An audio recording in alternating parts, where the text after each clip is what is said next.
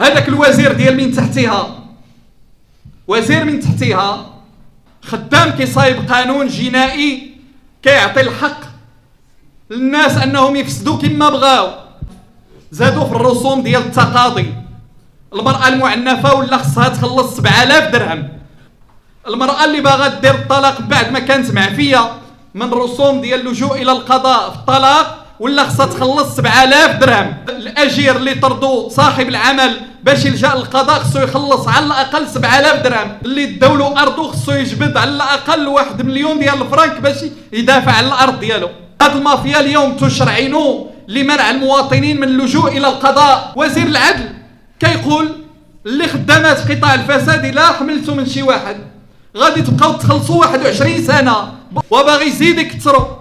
وكيقول هذوك اللي باغيين يتزوجوا راه قبل ما تزوجوا غندوزوا لكم واحد الامتحان نعرفوا لكم واش عندكم قدره واش قادين.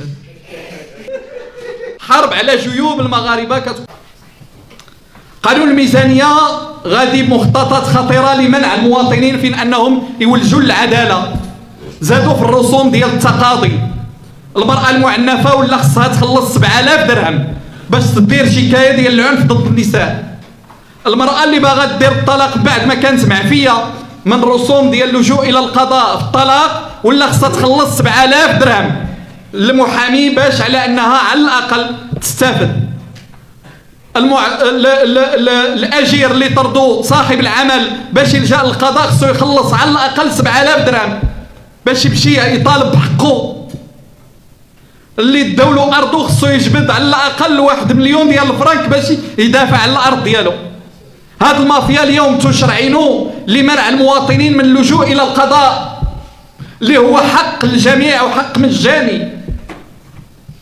هذاك الوزير ديال من تحتها، وزير من تحتها اليوم تيوجد مشروع قانون باش يمنع المواطنين من حقهم في الدفاع، من حقهم في المحامي اللي يفتح لهم عينيهم ويخليهم عرضة للسماسرة ديال المحاكم. الوزير ديال من تحتها خدام كيصايب قانون جنائي كيعطي الحق للناس انهم يفسدوا كما بغاو. وتيقول ان هذوك الله يسمح لهم هذوك اللي خدامات في الفساد واللي خدامات بائعات الهواء الله يعفو عليهم كيقول لهم اودي لا صيدتوا شي واحد وحملتوا منه راكم غادي تضمنوا واحد الاجره حتى ل 21 سنه.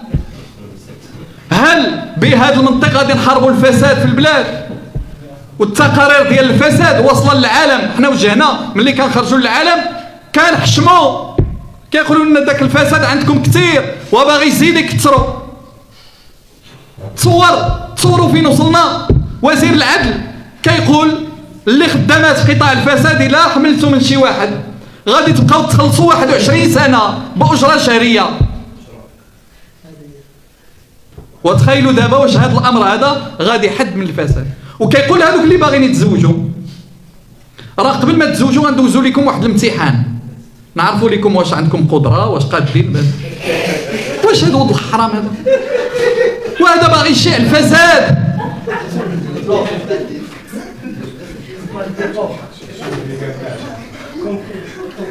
اليوم هناك حرب على الأسرة المغربية، حرب على المجتمع المغربي، حرب على الثقافة المغربية، حرب على الهوية المغربية، حرب على القيم ديال المغاربة،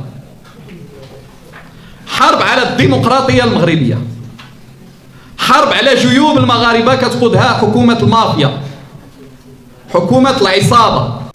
السلام عليكم ورحمة الله تعالى وبركاته. نتمنى تكونوا بخير وعلى خير وفي صحة جيدة إن شاء الله.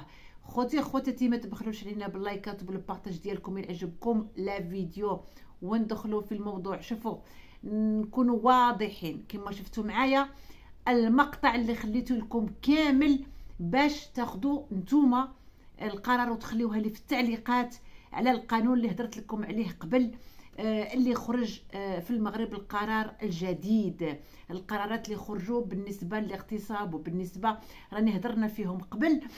دونك هنا هذا اللي يعني هذا القرار اللي حطيته لكم دابا كيعارض القانون اللي خرج، كيعارضه. يعني ما قابلش عليه.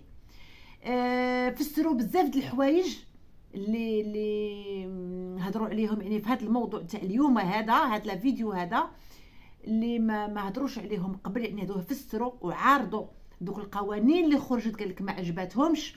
انا القوانين اللي خرجت قبل راني شاركتها معكم وهضرنا فيها ناقشناها، عجبتني بزاف رغم انا ما عنديش في السياسه. حنا خاطينا السياسه، حنا غير كنناقشوا الموضوع.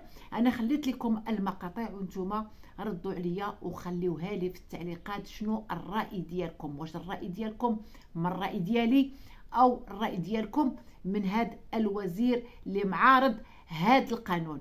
انا شفت بزاف الفيديو السابق اللي حطيته تاع داك القانون اللي خرج نتاع المراه ونتاع واحد يولد شي زعما واحد يجيب ولاد من غير قانون يعني شرعي، من غير شرع يعني من غير عقد، من غير او يولدوا حتى في الشارع فيخدم عليه 21 سنه. هذا كله عجبنا، يعني اي واحد جاب شي طفل يتحمل مسؤوليته. هذاك سوقه ما حنا ما قلنا ليش ولده، دونك يعني يتحمل مسؤوليته، ماشي يولدوا ويعطيه لمو تلوحو ولا ترميه ولا تاكلوه ولا دير به اللي بغات، لا. دونك هذاك القانون كان عجبني انا اللي كان خرج، ولكن هذا العرض عاوتاني فسروا حاجات اخرين. دونك نتمنى تخليوها لي في التعليقات. انا حطيت لكم المقطع كامل، القانون كامل اللي قراه هذا الوزير هذا. دونك نتمنى ينال اعجابكم وتخليوها لي في التعليق باش نناقشوا هذا الموضوع هذا. شكرا لكم، وصلنا لنهايه الفيديو. نقول لكم الى اللقاء الى فيديو مقبل ان شاء الله.